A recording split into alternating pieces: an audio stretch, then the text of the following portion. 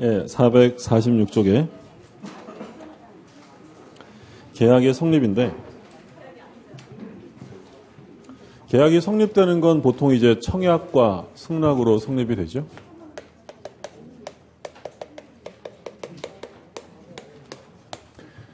계약의 성립은 청약과 승낙 또는 이제 기타 방법, 이게 두 가지가 있는데, 기타 방법은 뭐 뒤에 나오겠지만 교차 청약에 의한 성립이 있고 의사실현이 있죠.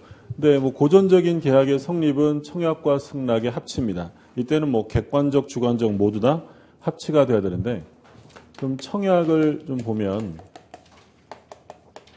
청약의 의, 성질.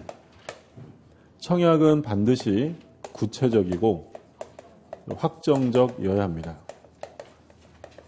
구체적, 확정적이 아니면 그건 청약이 아니죠. 왜냐하면 청약을 하면 상대방이 승낙함으로써 계약이 성립됩니다.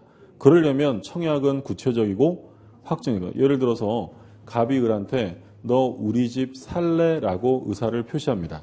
너 우리 집 살래? 이거 청약이 아니에요. 아니, 여기서 상대방이 응한다고 계약이 성립되는 게 아니잖아요. 그러니까 청약이 되려면 어떤 우리 집을 얼마에 팔겠다라는 구체적으로 해야 한다는 거고요. 두 번째, 청약은 의사표시죠. 그럼 청약은 법률 행위예요, 법률 사실이에요? 의사표시는 법률 사실이죠. 법률 사실. 그래서 계약이 되려면, 법률 요건이 되려면 청약과 승낙이 합쳐져서 계약이 이루어져야 법률 행위가 되는 거고, 청약이나 승낙은 의사표시로서 하나의 법률 사실이 되는 거고요. 무슨 말인지 구별되셨죠? 그러니까 법률 요건이 만들어지려면 몇 개 이상의 법률 사실이 필요한 거예요. 한 개 이상. 그래서 계약이라는 법률 요건이 만들어지려면 법률 사실이 몇 개가 필요한 거예요? 두 개. 청약이라는 의사표시와 승낙이라는 의사표시가 결합이 되어야 계약이 성립이 된다는 거죠. 청약은 시험에 제일 많이 나온 건 세 번째, 상대방입니다. 상대방. 상대방은 불특정 다수인에게 할 수 있죠. 그러니까 비교되어서 출제가 됐던 건 승낙인데요. 승낙은 반드시 누구한테 해야 되냐면 특정인, 청약자에게 해야 되는데, 청약은 불특정 다수에게 할 수 있다. 이거는 뭐 계속 시험에 출제가 되었던 질문이고요. 그리고 청약과 청약의 유인은 구별되죠. 청약의 유인과 구별이 됩니다. 그러니까 청약의 유인이라고 하면 뭐 대표적으로 어떤 거 있었냐면 광고 같은 거 있었죠. 청약을 하도록 유혹하는 것, 꼬드기는 것이 청약의 유인. 그래서 우리가 봤던 것 중에 상가 분양 광고하면서 뭐 전문 경영인이 위탁 경영 해주고 오락타운 만들어지고, 이건 청약의 유인이에요. 유인이죠. 이건 계약서에 들어가 있는 내용이 아니라 청약을 하게끔 유인하는 것이니까 그것과는 다르다라고 했고, 가동 중인 자판기. 자판기는 청약의 유인이에요. 자판기는 구체적, 확정적이에요? 아니에요. 그렇죠. 있잖아요. 얼마 주면 커피 준다고 서 있잖아요. 네. 불특정 다수인에게 청약을 하고 있는 거죠. 가동 중인 자판기. 그러면 청약의 효력을 보면, 청약의 효력 발생 시기. 청약은 언제 효력이 발생되냐면 도달주의죠. 도달주의. 그래서 청약을 발송한 이후에, 발신한 후에 사망하거나 또는 제한 능력자가 되었다. 그러니까 청약자가 청약을 발송한 후에 사망하거나 제한 능력자가 되면 청약은 무효예요? 영향을 미치지 않는 거예요. 그렇죠. 영향을 미치지 않는. 이거 우리가 민법 총칙할 때도 많이 나왔던 거죠. 의사표시는 도달주의가 원칙이기 때문에 의사표시를 발송한 이후에 사망하거나 제한 능력자가 되어도 영향을 미치지 않는다라고 했고요. 그리고 청약의 구속력이 있어요. 청약의 구속력. 그러니까 청약의 구속력, 원칙적으로 청약은 철회할 수 없습니다. 언제부터 철회할 수 없어요? 발송하고요, 도달되고요. 도달되고 효력이 발생되는 거니까 도달 후에는 철회할 수 없습니다. 근데 예외가 있죠. 그러니까 예외라는 것은 도달이 된 후에도 철회가 가능한 경우가 있었는데 어떤 것이 있었냐면 미리 유보해 둔 경우. 그러니까 이러이러한 경우에는 청약이 철회될 수 있다라고 유보했다면 가능하고요. 그 다음에 두 번째는 승낙기간을 정하지 않은 대화자 사이의 청약. 대화자 사이의 청약은 철회가 가능하다라고 했고, 그리고 판례 있었죠. 판례. 기억해 두실 판례는 뭐가 있었냐면 근로계약 합의 해지의 청약이에요. 그러니까 근로계약에서 합의 해지의 청약은 도달된 후에도 철회가 가능하다라는 게 판례였고, 이거 우리 뭐 할 때 많이 본 거야? 선생님 판례할 때 본 거죠. 그러니까 선생님이 몸이 많이 안 좋아져가지고 내가 그만두겠다라고 합의 해지의 청약. 그러니까 일방적인 해고가 아니니까 사직서를 낸 거야. 그럼 사직서를 냈다면 그것만으로 근로관계가 종료되는 게 아니라 상대방이 뭘 해야 돼요? 사용자가 승낙을 해야죠. 근데 이 합의 해지 청약이 도달이 됐는데 이 선생님이 몸이 회복되어서 청약을 철회한 사건이죠. 그러면 이 철회는 부당하다는 거예요? 정당하다는 거예요? 정당하다. 그러니까 원래는 청약은 도달되면 철회할 수 없는 거지만 근로계약의 합의 해지 청약은 도달된 이후에도 철회할 수 있다. 교재 잠깐 보면 그 447쪽에요. 청약의 효력해서 발생 시기 나와 있죠. 도달주의고 다음 페이지에 보시면 청약의 구속력. 조문에서는 계약의 청약은 이를 철회하지 못한다 라고 되어 있는데 이건 뭘 말하냐면 도달되면 철회할 수 없다는 거야. 근데 예외적으로 맨 밑에 디귿에 구속력의 배제가 있죠. 승낙기간을 정하지 아니한 대화자 사이의 청약, 철회권을 유보한 청약은 도달 후에도 철회할 수 있다. 그리고 오른쪽 449쪽에 판례박스죠. 제목에 보시면 근로계약 합의해지에서 청약의 구속력의 예외를 인정한 사례. 그래서 근로계약의 합의해지 청약은 도달된 다음에도 철회할 수 있다라는 점 조심하시고요. 그 다음에 청약의 존속력인데 이건 경우를 나눠서 만약에 승낙기간을 정했다. 승낙기간을 정한 경우와 그 다음에 승낙기간을 정하지 않은 경우. 자, 승낙기간을 정했다면 언제까지 승낙을 받아야 돼요? 기간까지. 승낙기간까지 받아야죠. 청약은 그때까지만 존속하는 거예요.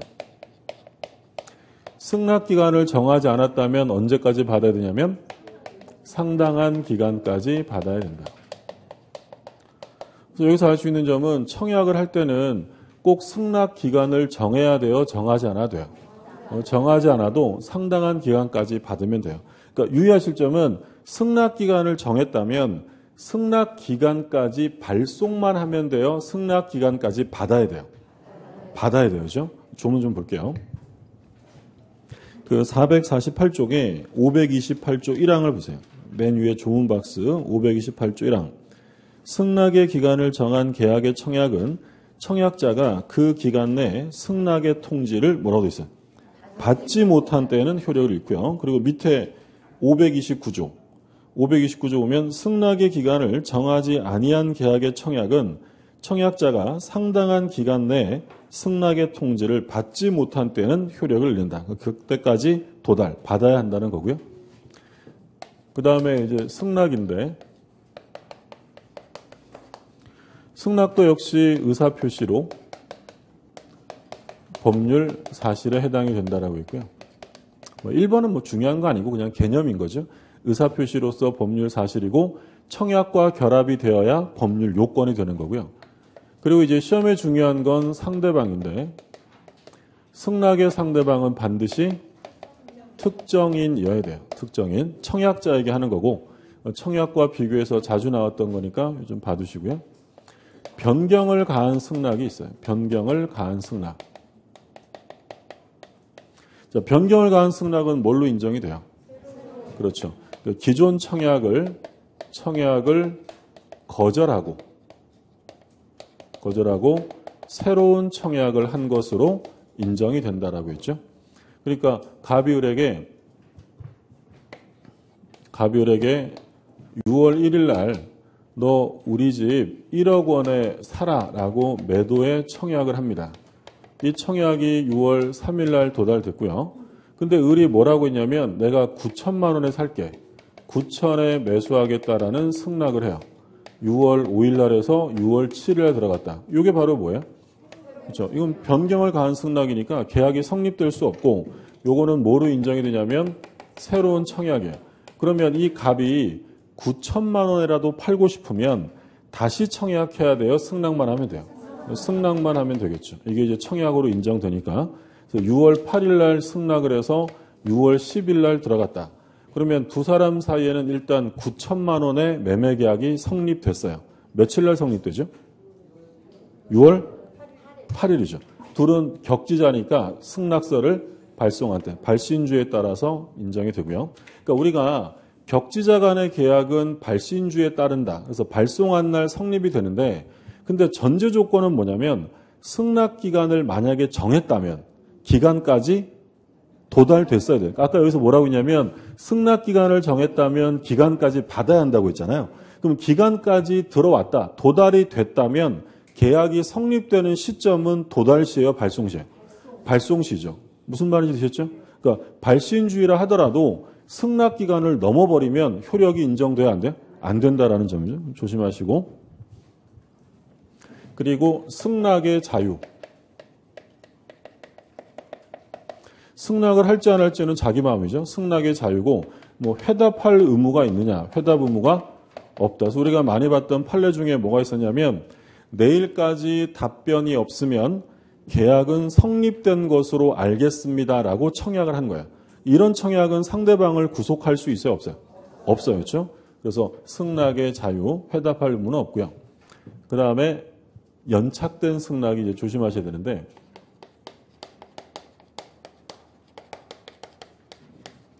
연착된 승낙은 첫 번째로 통상적인 연착이 있고요. 두 번째로는 비통상적인 연착이 있어요. 그러니까 통상적인 연착이라는 것은 왜 연착됐다는 거야? 늦게 보냈으니까. 그럼 연착된 승낙을 하게 되면 계약이 인정될 수 없죠? 승낙 기간 넘어서 들어왔으니까. 그러면 이 경우에는 뭐로 인정이 돼요? 새로운 청약으로 인정이 됩니다. 그러니까 예를 들어서 갑이 을한테 6월 1일 날 청약을 하면서 승낙 기간을 6월 15일로 정했어요. 승낙 기간. 청약서가 6월 4일 날 들어갔고 을이 이거를 할까 말까 고민하다가 승낙을 했는데 6월 14일 날 승낙서를 보내서 16일 날 들어가게 되었다. 자, 그럼 이 사례라면 계약의 효력이 인정될 수 있어요? 없어요? 승낙 기간을 6월 15일로 정했는데 승낙서를 14일 날 보내서 16일에 들어갔다. 인정돼요? 안 돼요? 안 돼요. 인정되려면 승낙 기간까지 들어가야 되고요. 이게 바로 뭐예요? 통상적으로 연착된 승낙이죠. 그럼 이건 뭐로 인정될 뿐이에요? 새로운 청약으로 인정이 되니까 갑은 원하면 다시 뭐만 해주면 돼요? 승낙. 그러니까 여기서 이제 오해하시지 말라고 아까 얘기했던 건 뭐냐면 격지자니까 계약은 언제 성립되는 거냐면 발신주의잖아요. 근데 이 14일 날 성립된 걸 인정받으려면 언제까지 들어갔어야 돼요? 15일까지 들어갔어야 14일 날 성립된 거지 아예 승낙 기간을 넘어버리면 발신주의고 뭐고 의미가 없다는 거예요. 승낙 기간을 정했다면 기간까지 들어가야 돼요. 일단 들어가면 성립되는 시점은 언제로 보겠다고요? 발신주의에 따르는 거고. 근데 통상적이 아니라 비통상적으로 연착이 되었다. 그러니까 통상적이라면 기간 안에 들어갔을 텐데 어떤 특별한 사정이 있는 바람에 연착이 된 거죠. 그럼 이런 경우에는 뭘 해줘야 돼요? 그렇죠. 연착의 통지를 해줘야 되고요. 연착의 통지를 해주지 않으면 연착되지 않은 것으로 보아 계약은 정상적으로 성립된다라고 했죠. 이 내용을 좀 보죠. 갑이 을한테 6월 1일 날 청약을 하면서 승낙 기간을 6월 15일로 정했어요. 청약서가 들어갔고 그러니까 을이 이게 마음에 들어서 승낙을 했는데 6월 8일 날 승낙서를 보냈어요. 그러면 6월 8일 날 승낙서를 보내면 당연히 보통이라면 언제까지 들어가냐면 15일 기간 내 도달이 됩니다. 그런데 우체국에 어떤 특별한 문제가 생기는 바람에 6월 17일에야 들어갔다는 거예요. 그러면 승낙기간을 넘어서 들어왔으니까 계약의 효력이 인정돼야 안 돼요? 안 되죠. 늦었으니까. 근데 얘랑은 다른 건 얘는 늦게 보냈으니까 늦게 들어간 건데 이 경우에 의뢰 입장에서는 당연히 계약이 정상적으로 성립됐을 거라고 믿고 있겠죠? 이렇게 일찍 보냈으니까. 그러면 의뢰 기대도 생각을 해줘야 되기 때문에 이 경우에 갑이 원하지 않으면 얼른 뭘 하라고요? 연착의 통지를 해주라는 거예요. 만약에 연착의 통지를 해주지 않으면 이 계약은 연착되지 않은 것으로 보아 정상적으로 성립이 된다. 며칠 날? 6월 8일. 발신주의니까 8일 되겠죠? 그러니까 제가 갑인데 17일에야 의뢰 승낙서가 온 거예요. 근데 받아봤는데 늦었네? 봤더니 우편 소인이 6월 8일자로 찍혀 있어요. 그럼 이건 일반적이지 않잖아요. 그럼 이때 제가 이 계약이 하고 싶으면, 원하면 어떻게 하면 돼요? 가만히 있으면 돼요. 연착이 통지 안 하고 가만히 있으면 정상 성립이에요. 근데 그 사이에 제가 마음이 바뀌어서 이게 하기 싫어진 거예요. 그럼 얼른 뭐 하면 돼요? 연착에 통지하면 그때는 인정이 안 된다는 거죠. 그래서 연착에 통지를 하지 않고 무시해버리면 계약은 정상적으로 성립이 되고 원하지 않았을 때는 연착에 통지를 해야 한다. 이게 이제 연착된 승낙에서 구별하실 점이고, 근데 여기서 만약에 이 그림 보세요. 6월 15일로 정했는데 14일 날 보내서 16일에 들어갔어요. 그럼 이 경우에 연착이 됐으면 갑은을에게 연착의 통지를 해야 돼요? 안 해도 돼요? 그러니까 지금 15일을 승낙기간으로 정했을 때 14일 날 승낙서를 발송하여 연착해서 16일 날 들어왔다면 갑이 연착의 통지를 하지 않은 경우에는 계약은 성립된다 라고 하면 틀리는 거예요. 이건 연착의 통지 안 해도 성립 안 해요. 얘랑 괜히 구별한 게 아니잖아요. 이거는 왜 늦게 들어갔다고요? 늦게 보냈으니까. 이런 경우에는 연착되면 그냥 계약은 인정 안 되고 뭐로 인정될 뿐이에요? 새 청약으로 인정되는 거고, 지금 연착의 통지를 하지 않았을 때 계약이 성립된다는 것은 언제만 쓰는 말이냐면 비통상적. 말하자면 보통이라면 기간 내 도달이 되었을 때 그때만 쓰는 말이에요. 그러니까 이때는 필요 없는 거예요. 교재 한번 볼게요. 450쪽에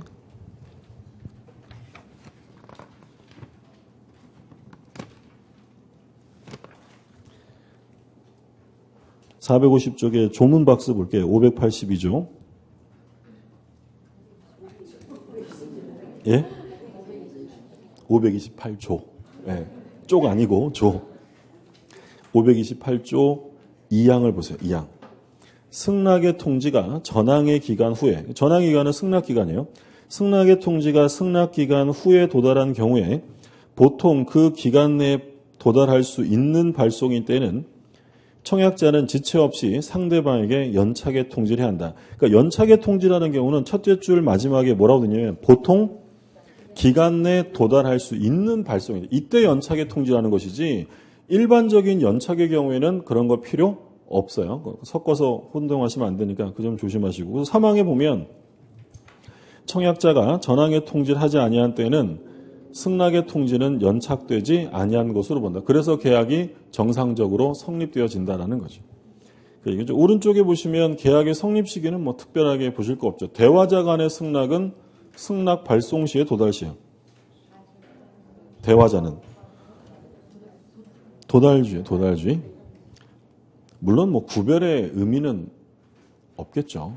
대화자는 승낙을 하자마자 어떻게 되겠어요? 도달이 되겠죠. 소리는 1초에 340m를 가잖아요. 그러니까 의미는 없는데 이론상으로 구별하면 특별한 규정이 없으니 원칙에 따라서 발신주의가 아니라 도달주의고요. 발신주의를 취하는 건 531조. 격지자 간의 계약은 승낙의 통지를 발송한 때 성립한다. 그러니까 오해하시면 안 되는 게 의사표시는 다 도달주의예요. 발신주의를 취하는 건 격지자 중에서 뭐만? 승낙만 발신주의. 그러니까 만약에 지문에 격지자 간의 의사표시는 도달주의에 따른다. OX예요. 격지자 간의 의사표시는 도달주의에 따른다. 맞는 거예요. 도달주의야. 대화자든 격지자든 다 도달주의야. 다 끝났어요. 정신 좀만 잡으시고. 발신주의를 취하는 건 뭐만? 승낙만 그 얘기고요. 다음 페이지에 볼게요. 그러니까 지금 이제 우리가 본 게 청약과 승낙에 의한 성립이고 그 다음에 나오는 게 이제 기타 방법인데 두 가지죠.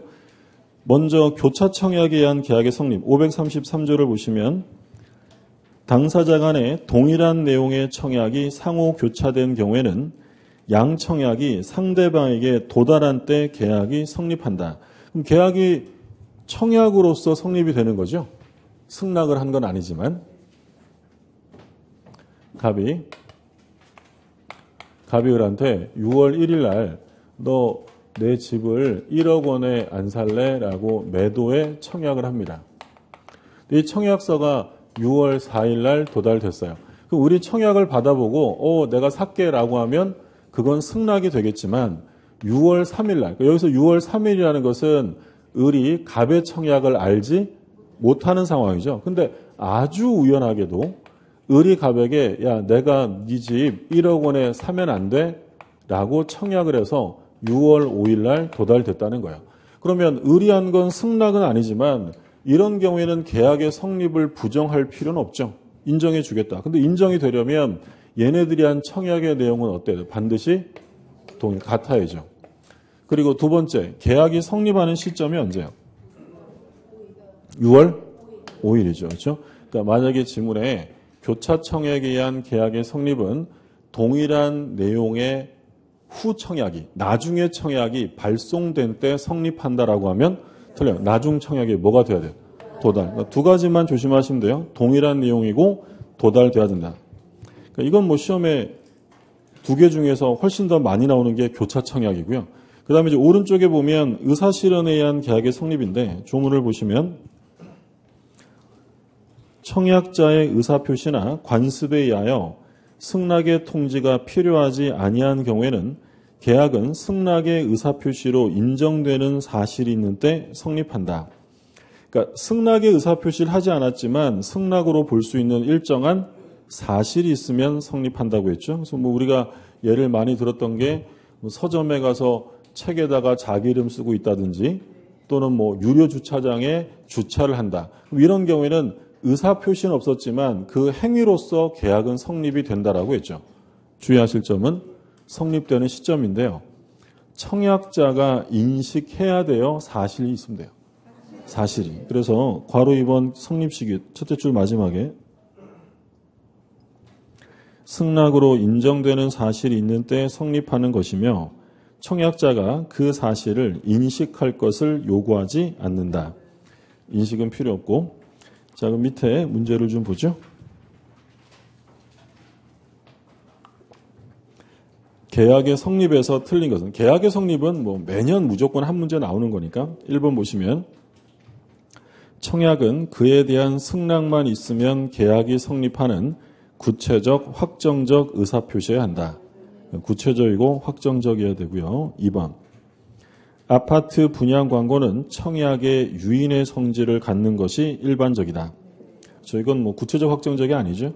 청약의 유인이고 계약의 내용으로 들어갈 수 없습니다. 3번 당사자 간에 동일한 내용의 청약이 상호 교차된 경우 양 청약이 상대방에게 발송한 때 계약이 성립한다. 틀렸죠. 그러니까 일단 앞에 내용은 맞아요. 동일한 내용인 건 맞는데 뒷부분이 틀렸죠. 양 청약이 상대방에게 어떻게 돼야 돼요? 도달된 때 성립하는 것이지 발송한 때가 아니고요. 정답은 3번이고 4번 승낙자가 청약에 대하여 조건을 붙여 승낙한 때는 그 청약의 거절과 동시에 새로 청약한 것으로 본다. 조건을 붙였다, 변경을 가했다 같은 말이죠. 이런 것들은 기존 청약을 거절하고 새로운 청약을 한 것으로 인정이 되고요. 5번 청약자가 미리 정한 기간 내에 이 일을 하지 아니하면 승낙한 것으로 본다는 뜻을 청약 시 표시하였더라도 이는 특별한 사정이 없는 한 상대방을 구속하지 않는다. 5번 아까 보셨던 판례죠. 내일까지 답변 없으면 계약이 성립된 것으로 알겠다. 이런 것들은 상대방을 구속할 수 없다라는 얘기죠. 자, 그 다음에 이제 계약 체결상 과실 책임인데 시간이 좀 애매하죠? 예. 그럴게요. 예. 오늘 여기까지 보시고 다음 주에 2주 남았어요. 그 민법은 7월 초까지 한다고 했죠. 여기 못 들으셨어요? 예. 그러니까 민법은 다음 주에 종강이 아니라 그 다음 주까지 할 거예요. 7월 첫째 주까지. 예. 오늘 여기까지 보겠습니다. 예, 수고하셨습니다.